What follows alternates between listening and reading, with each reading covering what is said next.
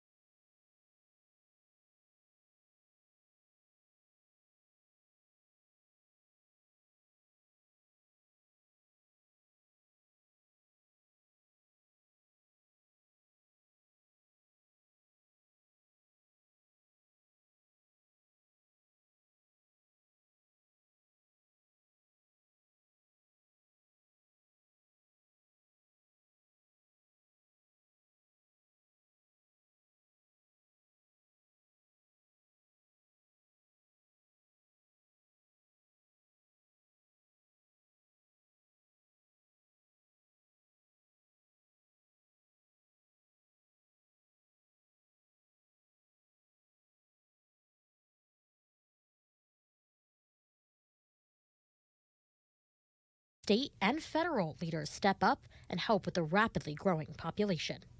Send us the resources that we need to make what is happening in Springfield a lesson for the entire country about what can happen when people stand together. That was Gwyneth Falloon reporting. Of course, tonight a live look from the Clark County Department of Job and Family Services website right here behind me. Now, the department issuing this statement about false Ohio voter registration forms created in Haitian Creole. Currently, the Ohio Secretary of State's office has only approved voter registration forms in English and Spanish. In a statement from the Secretary of State, Frank LaRose, he says, in part, quote, "This is a reminder to all of our elections officials to be vigilant as we enter the final weeks of voter registration eligibility for the 2024 general election. We're continuing to aggressively pursue third-party groups and paid canvassers who've been submitting fraudulent registration forms. And we're cracking down on the use of illegal forms that are not authorized by my office as the law requires." Now, as we continue to follow this story, we will keep you up to date both here on air and online. You can find all of our previous coverage right now at Dayton247now.com. And of course, we're always bringing you updates on our social media pages as well. So be sure to like and follow us at Dayton 24/7 Now on all of our platforms. We'll keep you in the loop as soon as we learn more. Well, switching gears to weather, Natalie joining us now. You were out at TNL. It looked beautiful out there. Did it feel beautiful? It was a little warm in the sun, but in the shade, there was a little bit of a breeze. It wasn't too bad. We'll take it. The best part about it, the humidity is still pretty low because it has been a very dry week. Unfortunately, a dry week because we need some rainfall across the Miami Valley. I'm going to get more into that. But for right now, we're in the 70s, 73 in Dayton, 66 currently in Troy, 71 in Sydney, 65 in Bellefontaine. So it is a warm one. And we also have some clouds building in. This is due to the remnants of Francine now making its way northward. But I've been talking about how, unfortunately, it's not going to make its way that much more northward. And we're just looking at some clouds, perhaps a shower from it. So our school day forecast tomorrow, hot afternoon, high temperatures, mid-upper 80s even possible with some sunshine, as well as a small chance for a rain shower. I'll talk about the rest of the week coming up. Today, the two men accused in the deadly shooting of a 12-year-old Isabella Amore Carlos appeared in front of a judge for the first time since new charges were announced on Monday. Melena Brown was in that courtroom and joins us now with what we've learned. Today, both Javon Connor and Antoine Benton entered not guilty pleas on all counts they're facing. Those include 2 counts of murder and 3 counts of felonious assault. Both face up to life in prison. During their arraignment, the judge said that both defendants will be assigned a public defender, and both had their bond set at $1 million. They face additional weapons charges. It was found that an AK-47 and an AR-15 were used in the shooting that killed Amore Carlos. Neither of the men were legally allowed to possess those weapons. They will appear in court again for a scheduling conference in just 2 weeks. We'll continue to bring you updates to this story on air and online. Back to you. And the hardest hit drought areas in Ohio now expanding here to the Miami Valley. We're going to break down those conditions next. And a local school district making sure its students, staff, and parents feel prepared in an emergency. How this presentation explains what happens in the case of an active threat. Plus, we're tracking that dry weather continuing on, how much longer it will last. That's coming up. Here's a live look from our Eco Plumber Skycam. You're watching Dayton 24/7 Now. Hey, good morning, America.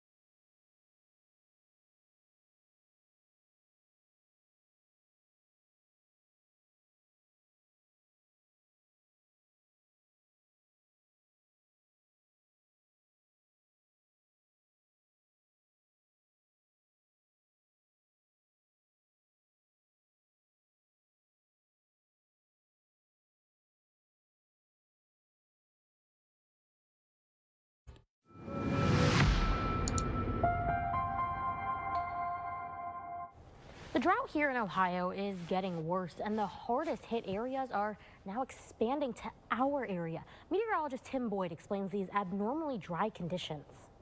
That's right, drought conditions. The latest drought monitor released this morning at 8 a.m. showing worsening conditions across much of the state, which we did expect. It has been drier than normal in the past several weeks and much warmer as well. So in Miami Valley here, you can see severe drought where those orange colors are. So that is now taken over at least half of the Miami Valley, including the Dayton region, Montgomery, part of Miami County, seeing this as well. The entire region, at least in moderate. Now off to our southwest east, they're seeing things a little bit worse out there. You see those reds, so that extreme and excessive drought conditions out there. But right now in the Miami Valley, we do not have any water restrictions in place, but if this trend continues, that could be something we're talking about in the near future. Yeah, when taking a live look right now from our Eco Plumber Sky Cam, it's a beautiful evening out there, Natalie. It really is. You know, the humidity is not too bad, and we have a little bit of a breeze because we still have Francine, the remnants of Francine weakening as it continues to make its way off to the north. We don't have any rain really in the forecast other than perhaps a spot shower, but we did see some clouds make its way through with Francine, and you could see those high cirrus clouds making for a beautiful halo around the sun. I was out at Thursday Night Lights, and not only did I see that halo, there was a sundog on either side of the sun too, which was just a really cool sight to see. This happens due to those ice crystals that are in those high cirrus clouds and that light refracting and creating what you see in that image there. Got some clouds continuing to build in across the Miami Valley. Here's a look at Francine, which is continuing to weaken. Ridge of high pressure just over our region, really stalling Francine from making it any further north to our region, other than, as I mentioned, that very small chance for a shower. So clouds continue into the area tomorrow. I do anticipate it to be a little bit cloudier. Again, that very slight chance for a shower, mainly late into the day. Further to the south, the majority of us will be dry. Same thing Saturday, more sunshine, temperatures back into those 80s. Here's a look at precipitation chances as well as our precipitation outlook here from the Climate Prediction Center. 6 to 10 days out. This color here indicating below normal precipitation is pretty possible for our area. So unfortunately, we're not looking at a lot of rain. I'll have more on that with our 7-day coming up here in just a bit.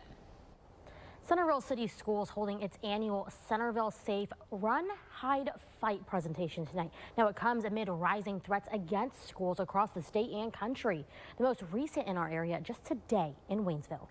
As a parent, you want to be able to send your kid to school and know that they're in a safe and caring environment. It's in schools, but it's really in any organization, whether you're at the football stadium, whether you're at the Dayton Mall, wherever you might be, just being prepared and being aware of your surroundings. Now, the district tells us these presentation and drills are becoming more and more common in schools across America as violence is becoming a scary reality for many. Just a week ago, 2 students and 2 teachers were killed in a mass shooting at a Georgia high school. Centerville Schools says it's crucial to take proactive steps to make sure everyone is prepared in case of the unthinkable. The kids would know the drills, know what to do, have it kind of ingrained to know that they need to be able to run, hide, and fight, and know the steps to take care of if something happened. Almost just like be ingrained, just like a fire drill, just like a tornado drill.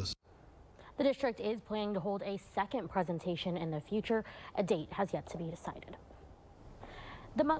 The Montgomery County Clerk of Courts reacting to not being suspended by his position. Details on the Ohio Supreme Court's investigation next. You're watching Dayton 24/7 now.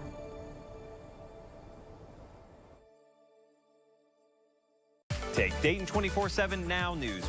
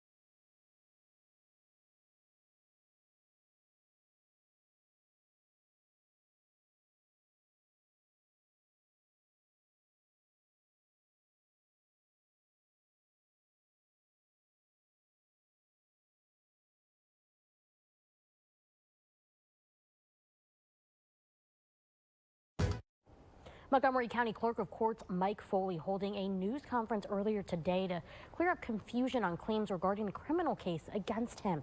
A 3-judge panel on the Ohio Supreme Court looking into suspending Foley from public office has decided not to. The decision says the special prosecutor failed to present findings that Foley holding his position would adversely impact public interest. Foley said today he believes this whole situation is politically motivated.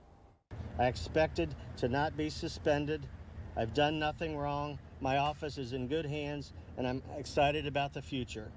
We are doing good work for the citizens of Montgomery County, and I will vigorously defend my record and fight hard for the next 54 days to win re-election. Foley pleaded not guilty to multiple felony and misdemeanor counts, including aiding and abetting unlawful interest in a public contract and soliciting political contributions from public employees. Montgomery County Municipal Judge James Purgey is also charged with felony unlawful interest in a public contract. He's pleaded not guilty. Well, we're wrapping up week 4 of Thursday Night Lights. Matt Digby has a look at how that game ended up next. You're watching Dayton 24/7 now.